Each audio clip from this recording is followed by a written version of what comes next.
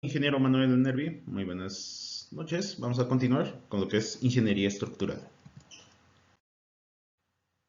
¿Qué es la ingeniería estructural? La ingeniería estructural es una rama de la ingeniería civil que va a ir dedicada al diseño y el cálculo en parte de la estructura de los elementos y sistemas estructurales, tales como los edificios, puentes, muros, presas, túneles y otras obras civiles, con la finalidad de conseguir estructuras seguras, resistentes y funcionales.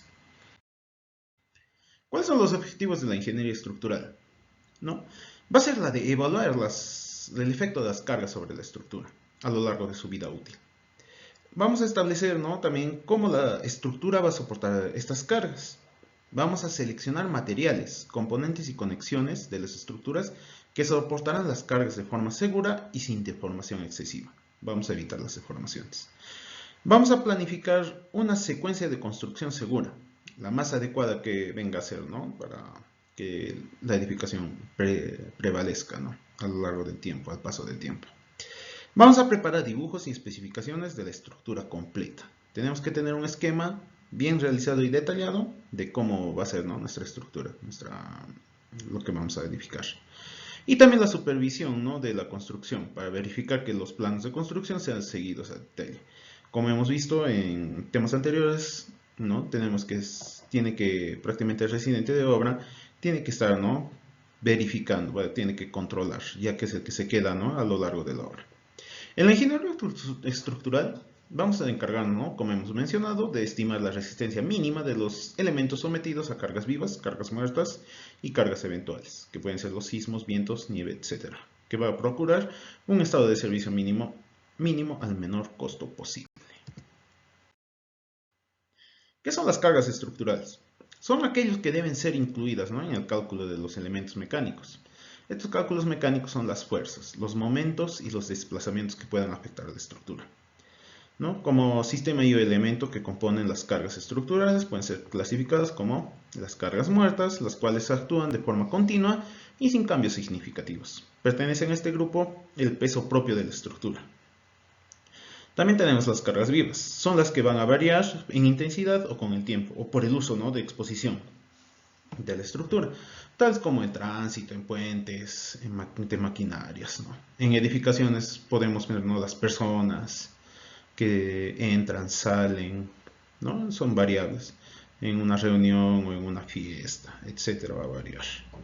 Y las cargas eventuales, ¿no?, son aquellas que van a ser de manera aleatoria o que van a afectar a la estructura, y está muy relacionado a los fenómenos naturales, ya sea nieve, intemperismo, sismos, etcétera, ¿no? Por ejemplo, ahí tenemos en la imagen unas fuerzas distribuidas, ¿no? Por ejemplo, en un tanque de agua, ¿no? Ahí tenemos el agua, va a haber fuerzas, ¿no?, que van a distribuir, ¿no?, sobre la pared y otras fuerzas que ¿no?, van a distribuirse en el fondo. También tenemos el peso propio de una viga, ¿no? Ahí tenemos una edificación, ahí tenemos unos cuantos pesos, ¿no?, pesos muertos o pesos también que van a variar, lo cual va a ejercer, ¿no?, fuerzas distribuidas sobre una placa o una losa. De acuerdo al Reglamento Nacional de Edificaciones, la E020, tenemos que las edificaciones, ¿no?, todas por su parte deberán ser capaces de resistir cargas que les impongan como consecuencia de su uso previsto.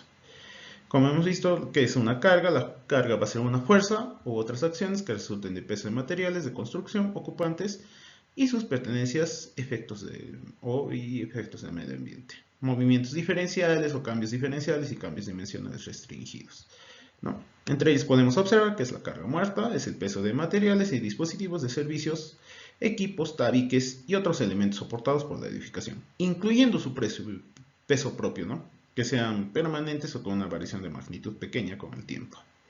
Y la carga viva va a ser todos los ocupantes y materiales, equipos muertos, entre otros móviles soportados por la edificación, ¿no? Entre esas, ¿no?, estructuras tenemos que son las columnas, que son elementos verticales que tienen la función principal de transmitir las cargas, las fuerzas verticales, cuando se unen con las vigas para formar un marco. También deben transmitir estos esfuerzos verticales. Estos esfuerzos, ¿no?, verticales, vamos a transmitirlos, ¿no?, vamos a llevarlos hacia el suelo, ¿no? Vamos a transmitir, ya sean los esfuerzos horizontales y verticales. La viga, ¿no?, es un elemento estructural normalmente ubicado en un plano horizontal. Este va a cumplir la función de transmitir las cargas que ocurren en los apoyos o elementos verticales, columnas o muros, ¿no? Tenemos, ¿no?, que la E30, que es el diseño de sismos, nos dice, ¿no?, que la filosofía de diseño sismo resistente consiste en A, evitar, ¿no?, las pérdidas de vidas, B, asegurar la continuidad de servicios básicos y C, minimizar los daños a la propiedad. Debemos evitar que se desgaste, ¿no?, fuera de su tiempo la edificación, ¿no? Por ejemplo, acá tenemos una estructura. Tenemos que hay sobrecarga de nieve, esas son las cargas verticales, y la sobrecarga de viento, ¿no?, que va a ejercer una presión, ¿no?, que va a hacer que se mueva, ¿no?, o que haga una fuerza, ¿no?, de manera horizontal. Y la sobrecarga de uso, que son prácticamente las fuerzas internas que nos encontramos. Tenemos también, ¿no?, que son las losas aligeradas. Estas losas aligeradas son aquellas losas que, ¿no?, en la parte de concreto se van a reemplazar con otros materiales, como cajones de madera u otros, ¿no? Principalmente cuando se trata de viviendas de uno o de dos pisos, ¿no?, se va a reemplazar por ladrillos o bloques. De esta forma vamos a disminuir el peso de la losa y se puede, ¿no?, y se pueden cubrir mayores luces, ¿no?, de manera económica, ¿no? Por ejemplo, ¿no?, ahí tenemos, ¿no?, un techo aligerado, ¿no? Tenemos una losa de techo que es regularmente de 5 centímetros, un fierro, ¿no?, de esto, separadura, un fierro de brigueta y la brigueta misma, el ladrillo de, ¿no?, tenemos ahí. También tenemos, ¿no?, los muros, porque estos muros también van a sufrir, ¿no?, a esfuerzos, ¿no? Existen dos tipos, ¿no?, que son los portantes y tabiques, y los muros de albañilería, ¿no? Ahí tenemos, ¿no?, el emplatillado de sobrecrecimiento y emplatillado en losa. Es muy diferente, ¿no?, cómo se va a realizar.